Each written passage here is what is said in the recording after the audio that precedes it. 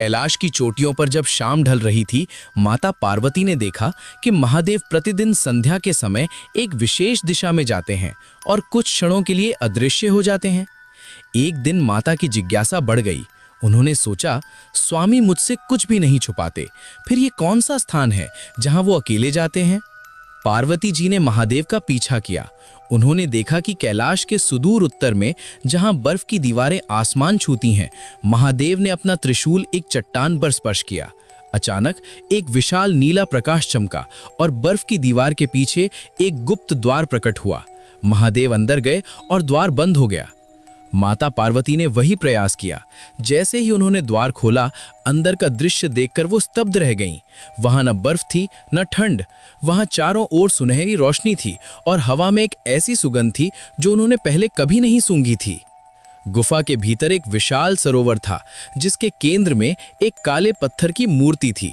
वह मूर्ति महादेव की नहीं थी, बल्कि एक ऐसी स्त्री की थी जो बिल्कुल पार्वती जैसी दिखती थी, लेकिन उसके हाथ में समय का चक्र था।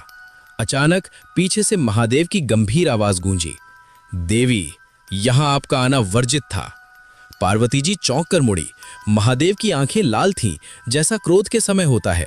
पार्वती जी ने पूछा, स्वामी, यह मूर्ति किसकी है और आपने इसे ब्रह्मांड से छुपाकर क्यों रखा है? महादेव शांत हुए और बोले, पार्वती, यह कोई साधारण मूर्ति नहीं है। ये आदि शक्ति का वह रूप है जो सृष्टि के अंत के बाद बचता है।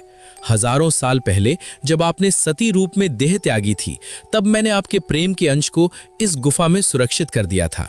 महादेव ने आगे कहा, संसार को लगता है कि मैं वैरागी हूं, लेकिन इस गुप्त द्वार के पीछे मैंने वह पीड़ा और प्रेम छुपा रखा है जो मैं जगत को नहीं दिखा सकता।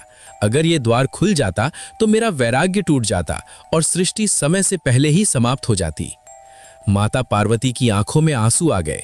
जिसे वो एक रहस्य समझ रही थीं, वह असल में महादेव का उनके प्रति अगाध प्रेम था, जिसे उन्होंने मर्यादा बनाए रखने के लिए दुनिया से छुपा रखा था।